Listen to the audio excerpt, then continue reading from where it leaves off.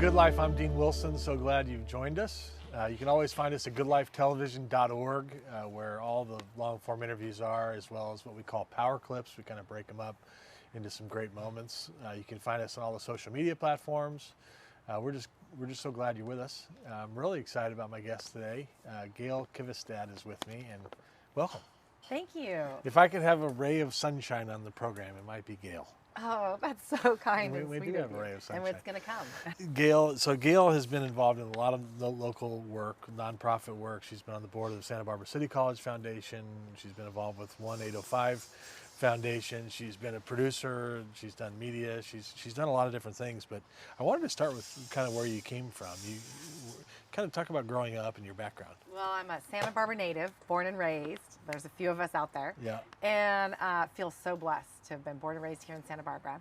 And I think I mentioned that my dad and my family, I feel really lucky that my parents are together. Mm-hmm. And so I have an older sister, and she was born blind. And so she has, she's legally blind and can see just shapes and figments. And so it was really formative in our growing up here in Santa Barbara because we got involved in the nonprofit world at a really young age, and with my sister and seeing different people and different outlooks. And so we've always just been involved a lot in community, I think, and that kind of helped. My mom was always community minded anyway. Huh. And I just feel really blessed to have been born and raised here. And then all the local organizations that we have growing up and being a part of, you know, starting out with the Brownies and the Girl Scouts. And then we do bake sales for junior high. And that was back when La Colina had a drill team. And we would do our bake sales and always fundraisers and beach cleanups. And so it's always been really nice to be here in Santa Barbara, where we are involved with the community and also the environment. Yeah. And you had an experience when you were 16, I think it was, with your dad. Yeah. That was really impactful. It was. Talk about that. He suffered from encephalitis, which is a swelling of the brain. Mm-hmm. They think he was probably out camping and got bit by a mosquito. And so what happened was my mom was taking my sister to go look at colleges, going on the college tour, and I was home with my dad. And he, the first day, wasn't feeling well and says, you know, I think I'm getting the flu. And so I made dinner that night. And then the next day, didn't really think about it, was off playing. And it was spring break. I came home and he was talking about the Cinderella Network. And I was like, what's the Cinderella Network? And that's when I said, okay, something's wrong. And so we went to the hospital and he didn't leave. And so he wound up having swelling of the brain that came on, and then he was in a coma for 16 days. Oh my gosh. And so at that time, they didn't think he was going to make it. Oh and so it was really impactful for me being a young teen. Right. And you know, you're navigating the world and social things and all of this. And it was interesting because I had just broken up with my boyfriend, and his dad was a doctor, and his dad called him, you know, and said, you need to look out for Gail and take Gail out. And so we, you know, it's just really community and friends and understanding how precious life is at such a young age. Wow. And so it impacted my decision making and everything, you know, not to leave anything to tomorrow. Right. Yeah. Right. Well, and I was reading at 18, this is amazing that you kind of come up with a mission statement for your life about you wanted to entertain and stimulate and motivate, and that's mature for an 18-year-old to be thinking in those terms. Well, what had happened was I went to an internal awareness group, and do you know Pacifica Institute here in Santa Barbara? I've heard of that. Right? So Pacifica, one of the founders of Pacifica Gym, he was part of a group called SAGE, and they would have weekend retreats where they'd go to Goleta Valley Community Center on a Friday, and you would go Friday, Saturday, Sunday, and most of the people were older. You know, most of them were mid-30s, 40s, and I think there was myself, and I don't even know how I found out about it. Like, I look back later and I don't even know why I was called to do it, but something spoke to me that I needed to go to this group. And so I went, and you know, you go through everything in your life up to that point, and it was so nice. And I think it would be nice if we had these rituals for people now, where you, as you're coming into adulthood, you take stock of what's happened. and everything that's gone on, and you go to the things that didn't turn out right, and you tell yourself you're going to be okay, that life does turn out right, that everything is going to be okay. And so you go through all this process over this weekend, and then you really get to know who you are and what it is that's important to you. And so I remember them saying, okay, well, don't you want to just pick like one word or two words? You know, just like be happy or spread joy. And I was like, no, I think every word was so important to entertain, stimulate, and motivate people to be the best that they can be. Because I just think that that's really important, because people didn't expect a lot of my sister being blind, and she has a doctorate in organizational leadership and was head of counseling and health and human services at Cal Poly Pomona. Really? And her fifth grade teacher told her she didn't need to really learn how to read, that she wasn't going to be doing anything because she was blind. And that was here in the schools in Santa Barbara. And I think, hey, you know, facing early adversity through our family and the resilience that you learn, and learning that you should have a mission statement and something that you can always come back to as a guiding point in your life, for me has been really helpful. Knowing that, you know what, whatever I'm doing, whatever projects I'm involved in, is this aligning with what I want to do? And I've always wanted to bring light and levity, and that's kind of entertain, stimulate, and motivate. Because if people are just sitting around not doing anything, a lot of people need motivation to get Right. out and about. Right. Yeah, a lot of people have great ideas. So Right. many people do. Right. And it's a matter of getting into that actualization phase where you're actually doing something. Right. And so I want to help people. That is get really that push. good. Yeah, that's really good. And you're talking about everything's going to be okay, or everything's okay.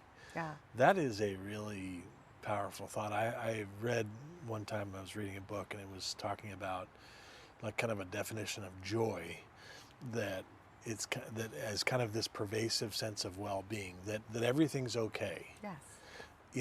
That I think, I mean, that's amazing. It's profound when you really think about how simple it is to have that perspective. Yeah. And without that perspective, you'd be running blind. It's like not having faith. Some people don't believe in faith. I personally do. And for those that don't, it's still important that you believe. I think it's important to believe in something. Yeah. And I choose to believe that the world's going to be a beautiful place, and it never ceases to amaze me, and it delivers. And if people go out in the universe with kindness in their hearts and generosity of spirit, I really think, and they believe that everything's going to be okay, it really is. Yeah. We're all still here. I mean, we've been through a whole pandemic and a lot of stuff, but we're resilient. We're tough. Look at our kids coming back.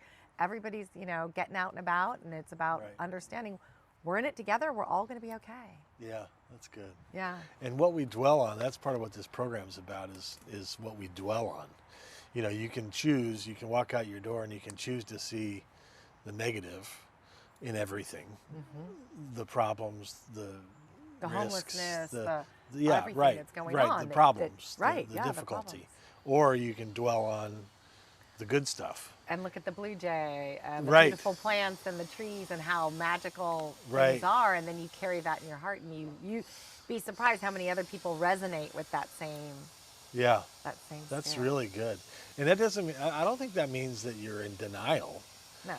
It's just you choose what you dwell on. You choose, What you give energy to. what you're going to give your energy to. Exactly. Yeah. So when I Right. met my husband, he had gone through a divorce and was really focused on, fighting for custody and this and that. And I said, you need to play offense in your life. You don't play defense. Don't give energy to things that are a fight. Give energy to the hope, and think about the times and plan things to spend and to do. And lo and behold, it all worked out. And Nick's now 25 and everything's great. Wow. But it's one of those where I said, you can't dwell on the past and give energy, like you said, to things that really you've got to. And it's a trick of training your mind, I think. Yeah. And it's Discipline. practice. Yeah. It's the discipline of when you have a negative thought, saying, you know what? No, I'm moving forward. I'm not going to dwell on that. I'm not going to give that any energy. Yeah. I don't have the time. I need to give the energy to the positive, because that's what we need. That's what the world needs. The world needs Right. more positive people spreading love and joy and seeing the beauty in everybody. And that was another thing I learned at this internal awareness group. I'll tell you, one of the best pieces of advice, and it was all about judgments. And that when we see somebody, we make a judgment, a snap judgment about that person. They used to call them stereotypes, but we're not allowed to say that anymore. Right. So now you make a snap judgment. Well, they taught us you can judge somebody and you can, you're automatically will. You don't fight that, but be conscious of it and notice that what you're judging them is something that you hold value to, that's dear to you. And the reason you're judging them is because it's a value you have for yourself. And that's why you're judging somebody, because you wouldn't do that or you wouldn't act like that. You would want to be different. And then not only the person that you made the snap judgment, you also have to say 2 positive things. So you catch yourself. So when you're walking around town and you see something and go, oh, that looks awful. And then you think, no, look at the beauty in it. There's got to be 2 positive things. That's a great idea. It is. I should try that. You should. It really works. Yeah. It really does work. There's good stuff about everybody. There is good stuff about everybody. Yeah. And so I've always looked for that. Some people don't, and I've just been blessed that that's how I am, that I can see the beauty in people and that I look for it and I hopefully bring out that beauty. And that's part of my mission, is to bring out people's positiveness and their beauty. Sometimes they don't even see it, Yeah. It's a different way of thinking, and it's countercultural. It's counter everything. I mean, it's really different. The other day on social media, I saw somebody posted something that said, in this current climate that we've been in politically, and this meme says, for God so loved the world that he gave, he says, for God so loved my political opponent that he gave his only son. I was like, wow, that's an interesting way to look. I mean, sometimes it just takes a different way of perspective, seeing. Exactly. Which could do us a lot of good. Yeah. You helped found Save the Mermaids. Yes. Talk about that. So friends and I got together, and we've all been interested in environmental awareness. And there was a first realization about what was happening with the plastics and pollution in the oceans. And so we decided to do a documentary and make a little public service announcement about plastics in the ocean. And so we got together and I made costumes, because I sew, and I made costumes, and we made mermaid costumes and had our friend's pool and put in some seaweed and made our Save the Mermaids video.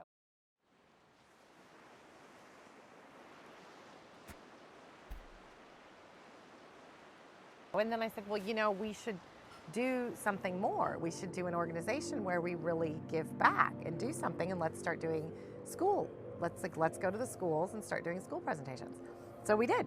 So we started the organization, and this was a decade ago.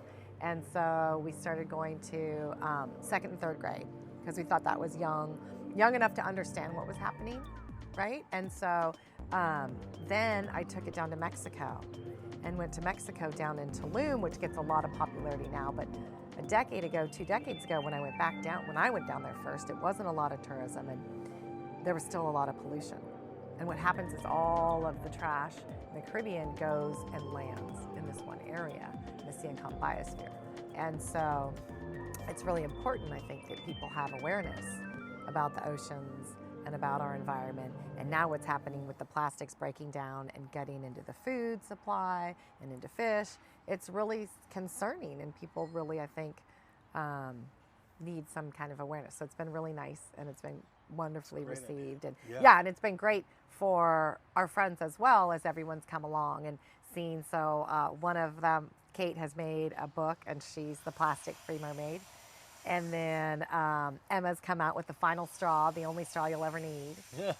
And the final straw. Yeah, so it's neat to see what people can do when a group of friends get together and decide. We started out going to Coachella and cleaning up plastic at Coachella.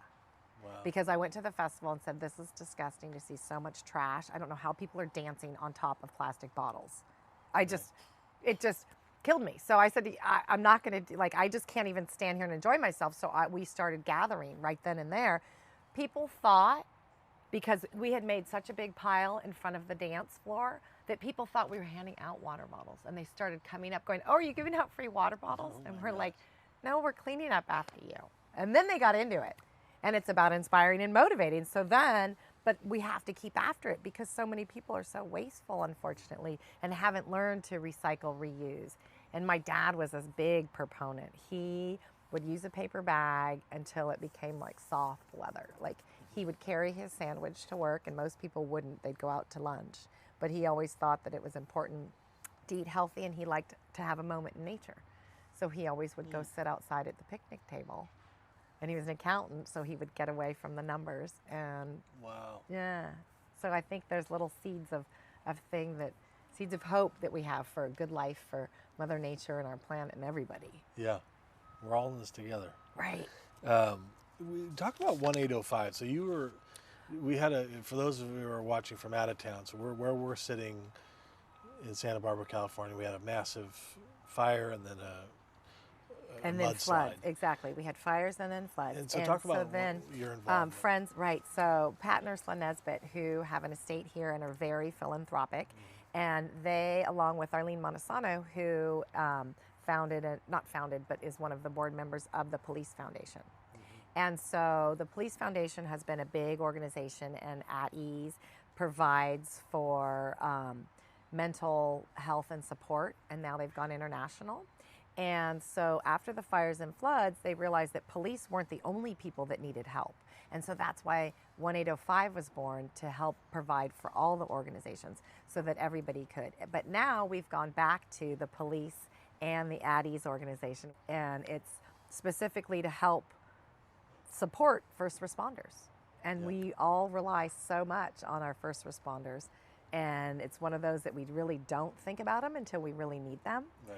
And the neat thing is, with the At Ease program that was started by Mike DeGrew, he started the program because his son, he lost his son, right. and I met him through Teddy Bear Cancer Foundation. So this all threads back so much farther. Like I think about Pat and Ursula hosting it. Well, wait, I met Mike back when I interviewed him with my Living Local show for Teddy Bear Cancer Foundation. And to see all of the struggles and what he's been through and how he's able to keep moving forward and to keep giving back to people. So the At Ease program is really, it's wonderful. And it's gone international now. And I feel so blessed to be part of so many local organizations, like Partners in Education, which is a great one with students. And I was really happy with them to be able to facilitate the starting of a nonprofit event so that all the nonprofits go to the different high schools. Because before, nonprofits, people really don't have a way of learning about different nonprofits. Now we have the internet and people can look. But when you're growing up, how do you know about different organizations? Well, you learn at school. And we had different organizations like the Key Club and different clubs. And I thought, well, since the school is having these organizations they're interested in, why not have organizations from the community come and everyone gather and learn more? Yeah, it's a great idea. We love Partners in Education. So I was reading, there's a couple things you're really passionate about right now, the kind of projects. You're thinking a lot about lemons. Yes. Tell me about lemons. Okay, so this whole thing came about.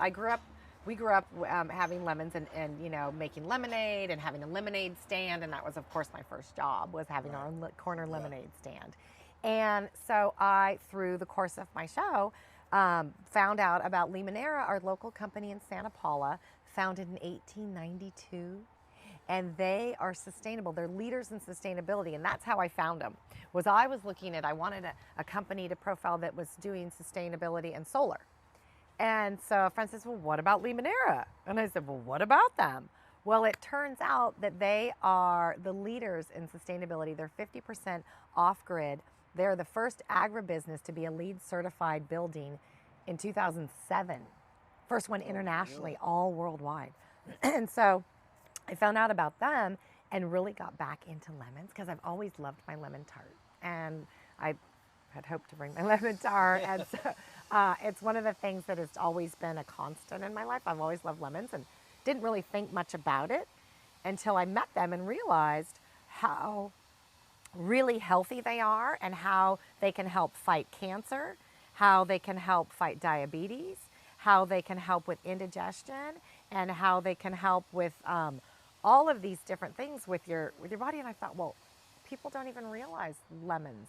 And then you think back and think, well, they are the elegant fruit. They're at all the parties. They're always at the nicest bars, right? You always have, it's true, the nicest restaurants, lemon on the iced tea, and you forget how really healthy it is. So once I started looking into it, they have an app, and it's Nature's Pharmacy. Lemons have an app? The Lemons app. It's Nature's Pharmacy, and it's an app called Nature's Pharmacy. Really? Yes. And it's all about lemons and they have different recipes and cooking with lemons, and it's really... So it's a good idea to eat lemons. And not only that, but with all this COVID and people worried about being healthy, they help neutralize the acid in your body so that things can't grow. So I actually think you're a lot healthier and a lot safer, and you can actually use lemons for cleanup and hygiene. Right, so right. it's amazing. That's a really good idea. And before I forget, I have to thank you, because do you even realize that the Turner Foundation helped promote and provide for kids for Save the Mermaids to go out on kayaks? I vaguely remember that. Yes. Good. Yes, There we go. I just remembered when we're... Yes, thank you. Yeah, well, good. Yes. Well, thank you. Yeah. No, that's good. Our Isn't kids that have neat? had some great experiences. Okay, out so have there. your kids ever done a lemonade stand? Oh, yeah. Right? Oh, yeah. I mean, who hasn't done a lemonade stand? And then Everyone. Then they really moved up. They got into making fruit kebabs Oh, and walking them around the Skewers. neighborhood and selling them. that's a good one. Blackberries and strawberries and yeah, big business. Big business. Yeah, but we all did lemonade stands. That And was- there's an organization that does Lemonade Day. Oh, really? And there is. And it's all about, entrepreneurship and Right. healthy living. And you forget that something as basic as lemons that grow on a tree are so sustainable and healthy and good for the environment. That's good. Yeah, and all the Second offsets. one, we only have a couple minutes, Oh, but yes. the Perio Renew product. This is an interesting Tell me one. about. Number one, I think I need this. Okay. But I tell will me give about you, it. Okay, so I have a friend that's a dentist, and he discovered he was one of the premier people for tooth whitening, and found that hydrogen peroxide can really clean the teeth and gums in addition to whitening your teeth, and that lower levels of hydrogen peroxide can go in his formula and can go into the different little pockets in your teeth and actually oxygenate and get rid of bacteria Yeah. and free radicals and really Really? clean your teeth. And I'll tell you. So I thought about it and said, well, is this something I really need? Well, as you age, you start to get pockets. And so they go around and go 3, 2, 3. Right. Okay, so I had That's a fun thing, isn't it? When they do that, Oh, 3, 2, 1. yeah, exactly. I'd rather die. Exactly. Continue. So in the back here, I had one that was 5. Ooh. And exactly, ooh. And so thank God for Rodney says, listen, try my Perio gel. Try my Perio Renew. You use Perio Renew, you put it on a toothpaste, on a toothbrush, and just brush with it a couple times a week. Really? And the pockets now at 3. And So it's they've going never down. seen a reversal in pockets before. Really? Ever. And so my hygienist noticed this and said, what have you been doing that's different? Because your teeth, your gums and teeth are just so much cleaner. Yeah. How do you get this? How do you buy Perio it? Renew. PerioRenew.com. Perio Renew. PerioRenew.com. I'm going to try that. Do. I have done the peroxide thing. Gargle Okay, with. exactly. And I've always sworn by that. Okay, you're going to love this. But and this I will, is even I a will step get you, up. Yes, it's a step up, and it's in a solid formula, so it's a gel. But not only that, it really does work to maintain health. And the thing is, people don't realize that your teeth lead to cardiovascular, Right. and there's all these other diseases that can happen Right. through your bloodstream through bad teeth. It's So important. it's really important. So You sound like my wife, Susan. right? We've covered a lot of ground here. We've got mermaids, we've got Perio Renew, lemons, Yeah. 1805. It's California. Addies. We're talking. We're hitting all the. Hitting all we're the hitting good on all stuff. fronts here. Yeah. Thank you. Thanks for everything you've done in the community. I just love it. Love Thank talking you with for highlighting and bringing good stories to people. Yes, And well, thanks. inspiring people Yeah. to live their best lives. Love it. Thanks, you. Gail. And we'll see you next time.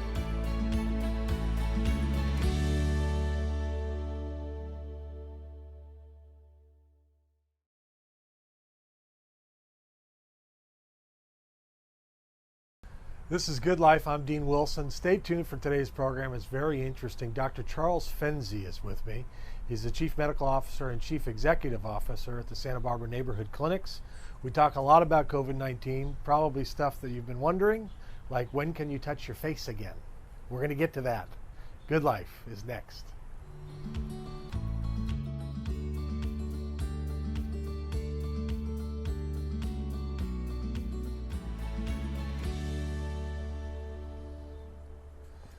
This is Good Life. I'm Dean Wilson. I'm pleased to have Dr. Charles Fenzi with me today. Dr. Fenzi is the Chief Executive Officer and also still the Chief Medical Officer, Yes, correct? At that's Santa correct. Barbara Neighborhood Clinics. Reading about Dr. Fenzi was actually fascinating. He has a long history in medicine, including a lot of experience working with vulnerable populations, and I want to talk about that today. He's for 30 years, he was a primary care physician before coming to Santa Barbara, where he's been for 8 years at the Santa Barbara Neighborhood Clinic. He was honored as Family Physician of the Year and received the President's Award of the New Mexico chapter of the American Academy of Family Physicians. And then he came to Santa Barbara, and where he's been at the Neighborhood Clinic and most recently adding CEO to his title. So I wanted to start with you, Dr. Fenzi, about kind of the why in terms of you being in medicine and specifically your desire to serve what is referred to here as vulnerable populations. What is that, or what's inside of you that led you to that path? That's a really hard question, actually, because probably the first experience I had was when in New Mexico, in Roswell, this little town of Roswell, we took turns taking care of whoever didn't have a doctor in the emergency room. Okay. And so I was called up one day when it was my week to be on that. And the first young man to come out of San Francisco with HIV was in the hospital. And so it was my turn to take him, and this was before we had any medicines. Wow. And so this young guy, William was his name, William Sharp, I just sort of saw him through because we had nothing to offer except Wow. comfort. And that was an amazing experience for me. William was a delightful young man. And it was such a pleasing experience for me to be part of that. Huh. That we decided that maybe is something I needed to continue doing. And then all of a sudden AZT came out, and I had to get smart. I had to learn something. Wow.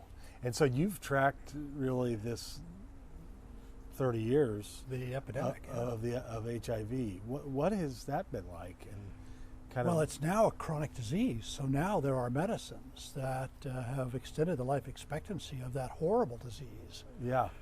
so that now it's considered to be a chronic disease. Wow. So And it's actually changed. That's a huge change, and the medicines now, in the old days with the quote cocktail, Right. you had to be careful you didn't take this medicine with this medicine because they interfered with each other, and this one upset your stomach, and this one made you poop more, and there were all these things you had to worry about, and all these side effects, and people, it was tough to do. Yeah. And people, because they were dedicated to helping themselves, did it. Now, it's a pill or two, Wow. and it's once a day. Isn't that amazing? And you get your CD4 count, that's your lymphocyte count, to the right place, and you're good to go. Wow. I remember where I was in 1991 when I found out that Magic Johnson had HIV. I was in high school, and he was my favorite player. Mm-hmm. And when that happened, the sense was it was a death sentence. It was. I mean, and it was. It was. So 1991, that's 29 years ago. At that point in time, if you got that diagnosis, it was about comfort.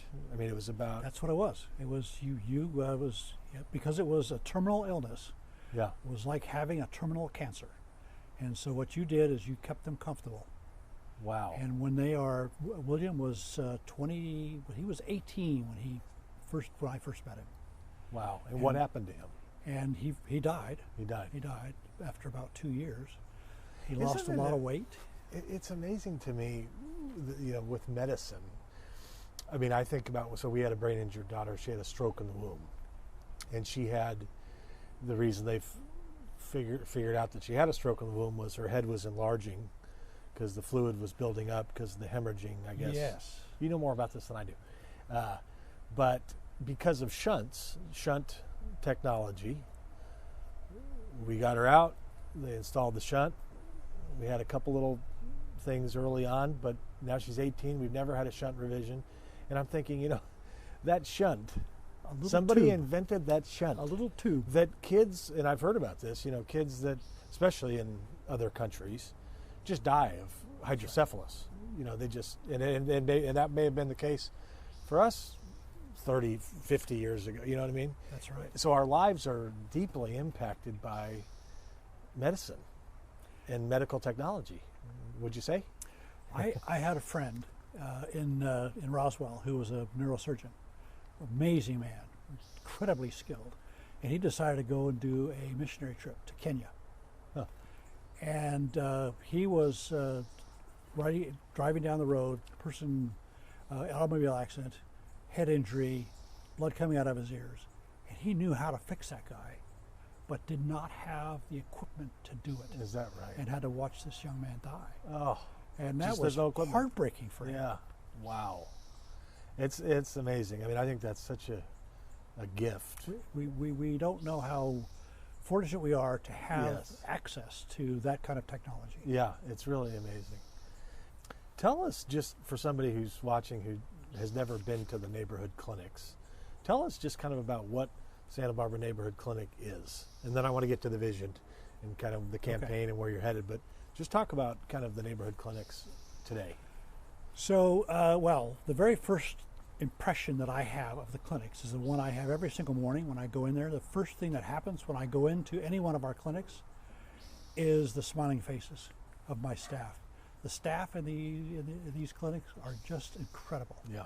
So we're sitting here in the midst of this pandemic, Yeah. and these people are showing up. They're finding they are wives, they are husbands, they are mothers Right. or fathers, Yeah. and they're coming to work and leaving their spouse to take care of these children that then when they get home, tired after doing all this work, they then have to take care of and cook for, and Right. and these are just amazing people. So we start with that. Yeah. That's the group that you deal with. Yeah. We also have an amazing group of clinicians. Another reason that I like being there is I get to rub elbows with these really smart people. Mm-hmm. We have 2 Harvard graduates on our staff. Wow. We have 4 Stanford graduates on our staff. Wow. We have a pediatrician who did part of her training at Columbia University in New York City. Wow. So, I mean, these are people of skill, of real talent and Right. skill. Right. And they're doing this because they really want to do community medicine, which is providing care for the most vulnerable Yeah. in the community. And that seems like almost a calling. I mean, it's something more than a job. It's incredibly satisfying. And I Yeah. think that's what drives people to do that. Yeah. It's just the satisfaction. So when I was in private practice, sometimes the expectations were different than the expectations amongst this group of people. Uh-huh. They are delighted that we're available Yep. to take care of their diabetes, so Yeah. they can continue to work their 2 jobs, Right. so that they can send money back home to their family in Guatemala. Right. Right. Right. Just Salt of it's the this earth. partnership with Yeah. these folks who have some amazing stories of their own. Yeah. Getting here. And you in there? I mean, you were in private practice for 30 years. 27. 27. in New Mexico. So yeah. you saw a lot of people. Yep. I delivered babies. I got to Did watch you them really? from the beginning to the end. You delivered babies. I delivered babies. One of my most pleasant experiences, delivering babies. I got to deliver babies of babies.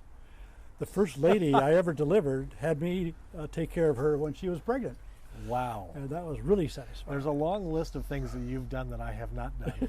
Delivering babies among them. Well, here's a secret. Okay. I don't tell everybody this, but delivering babies is not rocket science. The idea is to be there and witness an amazing event. Really? Most of the time. Most of the time. Right. Occasionally you have to intervene and help the process along, Yeah. but most of the time you gotta catch the baby. Don't drop it. Don't drop the baby. And I want to get back to that, the people side of this in a second. But so talk about the vision, kind of this campaign that I know the neighborhood clinics has been in the middle of. There, and I met with you a few months ago and you kind of explained a little of the vision. I'd love for our audience to hear a little bit about kind of what's about to happen. So we are doing a comprehensive campaign, and the idea behind this comprehensive campaign is threefold. There are three parts to this. First of all, the West Side Clinic and many of your listeners may know where that is. It's a little tiny house that was built in 1922. There was a little house then. It's been added onto twice. It's still a little house. You can't put two people in a hall at the same time. And it's outgrown itself. Yeah. So the first part of the campaign is to raise money to build a larger facility right across the street. Okay. We're going to maintain the building we have and try to do more behavioral health services out of that building. Oh, okay.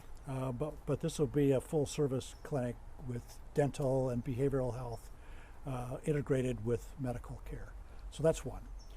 The second is that we have this gap. Every year we have to raise about $2.5 million Wow. that we do not get through the revenue of seeing patients, Yeah. or the grants that we get from the feds. And so over 5 years, $2.5 million is $10 million. Real money, right. So that makes up that part of it. And then we have a small part that we're using to maintain our facilities and to replace aging equipment, et cetera, et cetera. Okay. How much are you raising? So we're raising $20 million. Okay. So $10 million will be to fill a gap. 6.75 million is for the new building. Yeah. And the remainder, 3.25 million for the maintenance. Okay. And we're 91% of the way. 91% of the way. Wow. So do you think like this year? I mean, is it?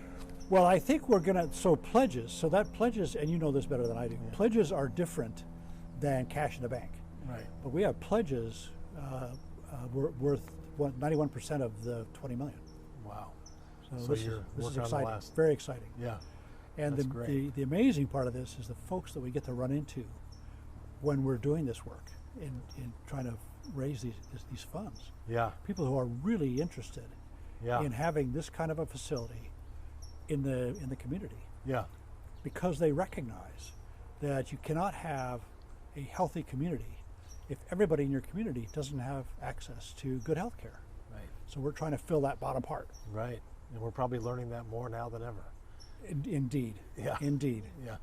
You know, the doctor relationship, and you were a family physician? Yes. So that just seems like such a special thing. I remember the doctor that we went to growing up, and I remember the office. I remember and there seems like there's can be such a bond with the family and that doctor. Is that something you experienced? That was one of the reasons that I selected this. When I went through my training, every rotation I took in a different specialty, I said, "Oh, that's what I want to be, a neurosurgeon, or I want to be a pediatrician, or I want to be this or that." And then I finally decided the only way I could do all those things, Be a is to be a family. family physician. Jack of all trades, kind of. Yeah. Yeah. Well, that's But really neat. but the point you make is really good. You really become a valued member of their family, Yeah. and that was another very, very satisfying part of my career. Yeah. Do people? I mean, what percentage of the people that walk in the door when you're a family physician are experiencing fear? Fear of the doctor, or fear of what they might have? What they might have. Yes, well, probably you and I, you may not go to the doctor, you're too healthy, but when I go to the doctor, I'm thinking to myself, so I've had this symptom, which I just read about in the book, Right. and here's the list of things that it could be. Right on the top of the list is cancer. Right. I'm a goner. So I'm Right. thinking, I have 4 more days to live. Right. And especially with the internet. You go Yes, on there and you're exactly. dying of something, I can guarantee you. That's right. Yeah. So you experience that a lot. Well, you do. with patients. So you're almost kind of like a counselor, kind of. Well, counselor and teacher. So I see my role as being a partner with my patient to help them understand what I already know about their disease process or their symptoms, what it might be, and how we would go about determining that. Yeah. Just from my training. And as a generalist, many times I don't know the answer. Yeah. And so I want them to be comfortable that the specialist that I pick is also on their side, Right. somebody that they can trust. Right. That's really. You strike me as somebody who would have a good bedside manner, just calming, which I think must be important for that role. Well, it is. Although I can think of a couple of times when I was delivering babies that I got thrown out of the room You did. by the mom. Oh, really? that hurts too much. Get out of here. It wasn't your fault. It wasn't my fault. Yeah, wow. And you were in the Navy. I was. 3 years, and you were in Vietnam. I was. And so what was kind of that your early road like from the service into medicine? Tell us about that. Oh, that's a great question. So, so I was on river patrol boats, and one of the places that we ended up going, my last tour, was up along the Cambodian border in a little canal. And somebody had left behind a book on tropical medicine. I have no idea how that got left there, but I started reading that at night, and I said, there's probably better things for me to do than, be out here on the riverboat. Yeah. Yeah. And so when I got back, I applied to medical school. So that was really the start of it. I mean, that was really when I decided to do that. Wow. Yeah. Interesting. And you were where were you born again? New York? No, I was born in a little town named Morenci, Arizona. Little mining town. Okay. And you got some of your education in Connecticut, or yeah. Then my dad moved up in the company, and the head office was back in New York. So I went from a mining town in Arizona to New York City. Wow. Talk about a culture shock. Yeah, big one. Let's talk about COVID and kind of this experience that we've all been in, and maybe even a little bit about kind of the current. I know in the last few days there's been a little bit of a spike, but kind of talk about what you've seen, where we are in your opinion, and what people should know. That's a great question, very broad question, but a great question. Thank you. So we in Santa Barbara have been quite fortunate. I think, the governor very early on said, here's what you have to do. You have to, you have to isolate. And you have to wash your hands, and you got to do your 6 foot. We didn't understand masks yet. And you got to wash your hands a lot, and and don't touch your eyes and your nose and your mouth with your hands. And that was kind of what we taught people. Cough into your sleeve. That was the stuff. So doing all that stuff, we were able to what they call flatten the curve. So if this thing had been allowed to just take its own course, we would have seen this incredible spike, and it would have overwhelmed our healthcare system. There wouldn't have been enough hospital beds. There wouldn't have been enough. Well, we saw this in New York. There wouldn't have been enough ventilators. The personal protective equipment would have run out. So thanks to our governor and maybe our geography, we had a relatively mild. We still had people die. We had 29 people die, but relatively mild compared to other places. But now that we've sort of opened up, I think some of us are sort of forgetting what we learned and how we got to where we are now with this social distancing. And now we really understand that the Chinese and the South Koreans and the Japanese really do understand the value of masks. I can remember watching an interview early on with a person from an infectious disease expert from South Korea. And he said, I really don't understand why the Americans are so opposed to masks. But that's all he said. And at that time we were.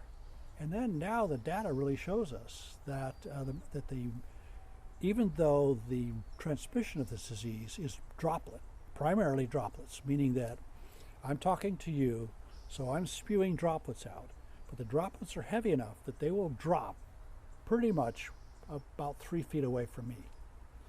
So that if we double that, then that gets to the 6 feet, and that's the reason for that. But there are some particles that may stay in the air, particularly if you're inside. If you're outside, the wind's going to carry that all away, and so you're probably safer outside than you are inside.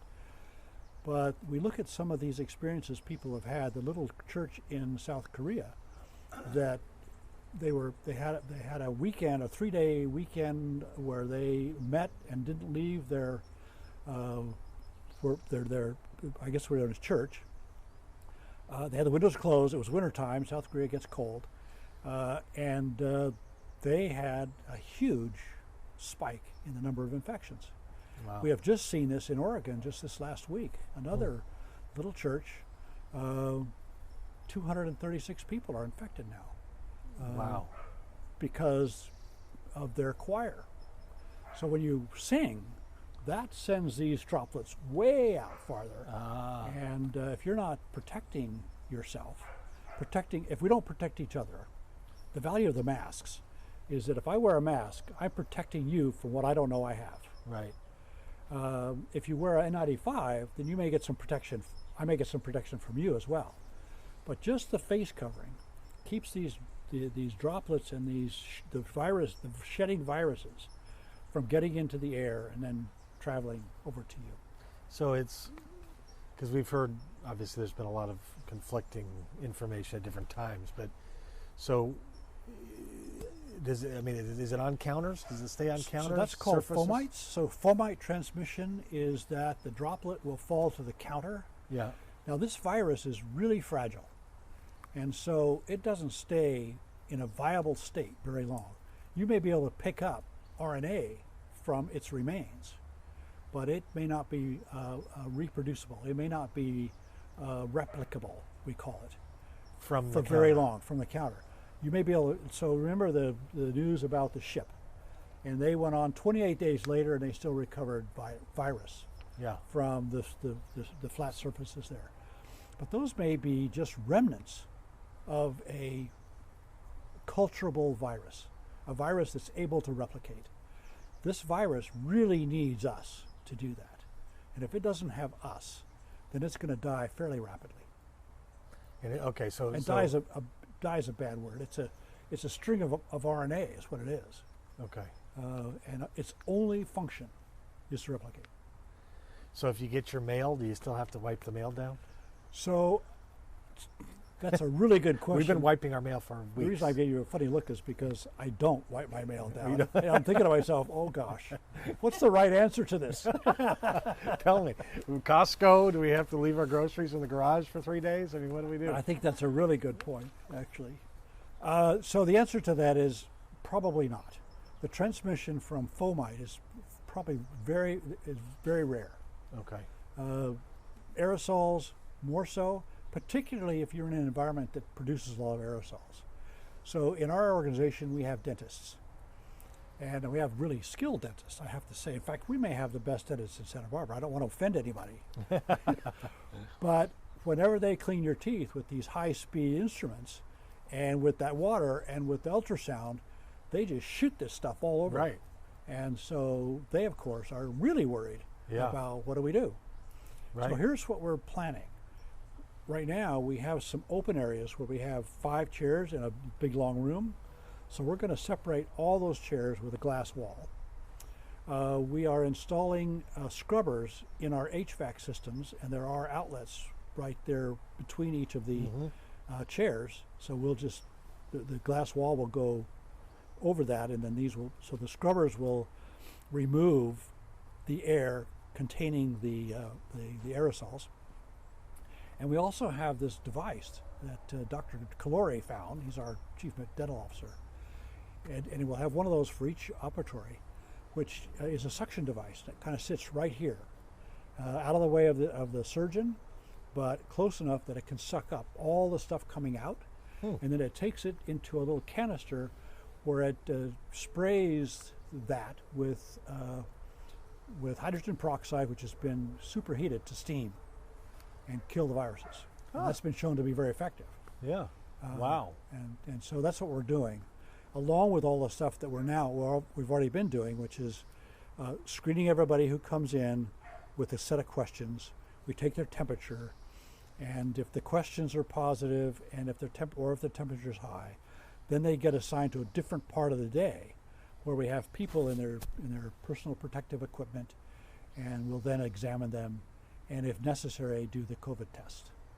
But if people are in for their diabetes and their answers to the questions are all negative and they don't have a temperature, then we'll see them at the beginning part of the day when it's safe, after the cleaning crews have been through and cleaned up the area. We've separated all of our chairs in the reception area by 6 feet. And if there's not room for you there, then we ask you to wait in your car until one opens up. Yeah. Everybody wears masks. All of our staff's wearing masks. The people who come in wear masks. How long does this go on? I mean, are we talking about the rest of the year of this heavy This is a really tough question. It's a really good question because that's it. We Yeah. want to know that, Right. and we don't know yet. So this little spike, I just left a conference with some of our infectious disease people, and they are really worried about this little spike. And what they're worried about is the spike in hospitalizations. Right, I saw that. So if you sort of think about this objectively, the spike in new cases may be related to the fact that we're testing more. Right. So we don't know. It's called the denominator effect. Yeah. But More people tested, who then get there's sick enough more. to come to the hospital is totally related to the virus. Right. And so if we're seeing a spike in the number of people that are ending up at the hospital, Right. that's worrisome. And Yeah. the steeper the spike, the more worrisome that it is. Right. I just want to touch my face again. And you can't Someday. You can't not touch your face. I'm longing to touch my face. So Or, you're- and join a choir. I need to join a choir. I can't join a choir. Yeah. You just told me. Choirs, no good. No choirs. So I'm wondering. So maybe you could have the hymns that you sang last year playing in the background, Right. And you can pantomime Just- to it. Right. Great idea. That'd be better than me singing. Well, yeah, I was the one who was asked not to sing. Yeah. I've never been asked to join a choir, actually. The vulnerable population. I mean, I know there's been some impact, and I've heard statistically that the impact's been greater in these vulnerable communities. Has that been? Have Yes. you guys seen a lot of that? Yes, the Hispanic population, Latinos and Latinx. If you look at the graphs comparing the concentration in the state, Yeah. the population in the state, the percentage of the population in the state, against the percentage who get the disease, I think it's 33.9% or 36.9% Latinos in California, and it's something like 54% of the infections. And so and that group is particularly vulnerable for a couple of reasons. One is many of them are holding down 2 jobs. Many of them are living 2 families in an apartment. Right. Space. And many of them are working in jobs where they're really at risk. So the grocery stores. Right. A And lot those- of people have sacrificed personal safety to serve the grocery stores, Really? farmers. I mean, that's really something that we need to remember. I I mean, think it's that's very important. testing. Just real quick, we only have a couple minutes left, but in terms of testing, because again, you hear all these different things. It takes 3 days. It takes 5 minutes. I can order it in the mail. If somebody wants to get tested today, what do they do? And can they? Should Yes, they? Yes.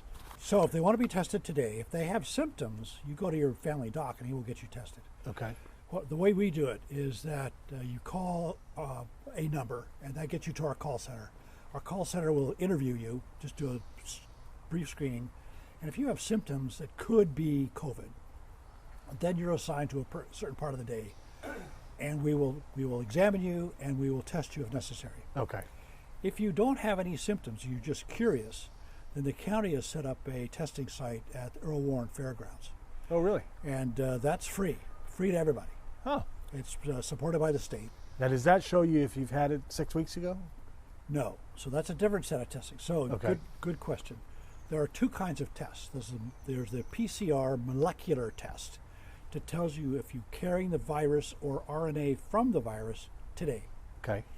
And that put the swab down into your what's called a nasopharynx, and it's sort of unpleasant. Yeah. And don't touch your eye. And that tells you if you have the virus. Okay. If you want to know if you had the virus 6 weeks ago, so you want to do what's called an antibody test. Okay. And that's to see if you formed antibodies against the virus. And those tests now have become quite sophisticated. And the testing platforms that are available in Santa Barbara now we're quite comfortable that they are testing the COVID-19 virus. The problem early on was that there are a number of COVID viruses. Most of us have antibodies to them because they cause a common cold, and we had them from as long as we've been around. And the early tests. So that's where there was false positives. That's why there were the false positives. Yeah. Okay. But now that the platforms are so what we're doing here is we're doing sort of it's called Octagonal Performance. So we have one platform that tests for one part of the antibody, Yeah. and a second platform that tests for another part of the antibody, and we combine them. Ah, And so if this one is 98% right. sensitive, and this one is 95% sensitive, and you combine the two of them, you get a positive predicted value of 100%. Yeah. And the same is true with the negative predictive value. So if I tell you that you've never had the virus after doing these two tests, then you could be pretty comfortable that you've never had the virus. Yeah. Or if I tell you that you have a positive test, you have antibodies against this, that tells you that you had the virus. Yeah.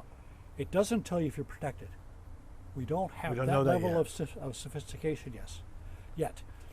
There are a number of different kind of antibodies, but the antibodies that we're interested in are the so-called neutralizing antibodies, the killer antibodies, the antibody that's going to kill that virus.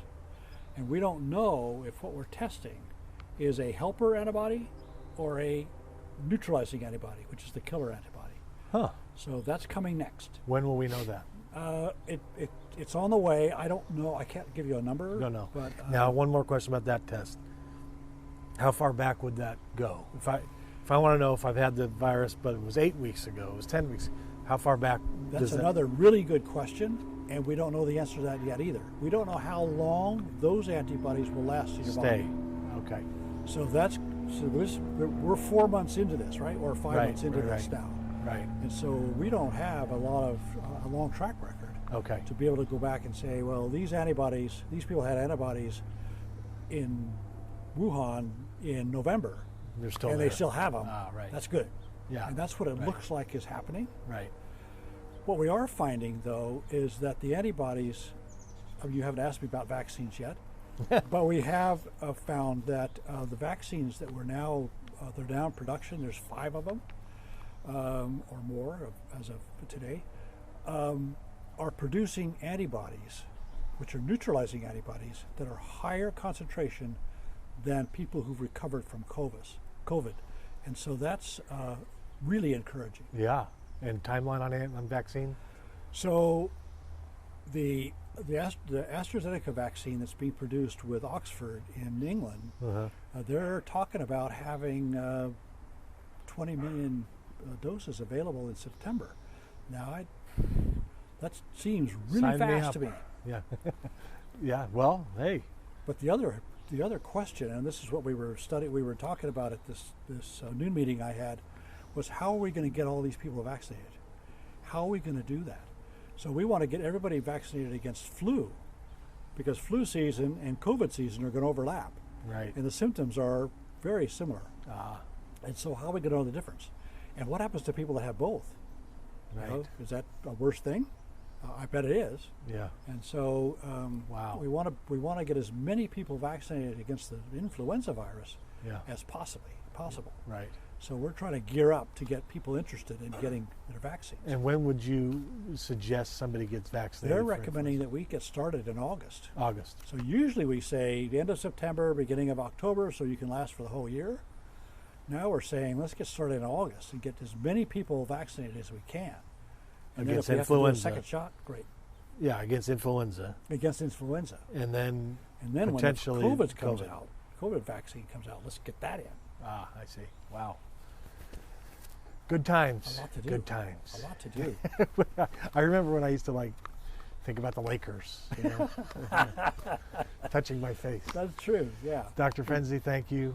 If you want to meet Dr. Fenzi, December 15th, I know where he'll be with us, the Rosewood Miramar. We're looking forward to honoring you. So honored. Well, we're looking forward to honoring you, and folks can find out about that because it's going to be a special night. And we're thankful for you in our community. And if I ever get sick, I think I'm going to call you. Come on over. Yeah, I will. Thanks so much. Well, thank you. We'll see you next time.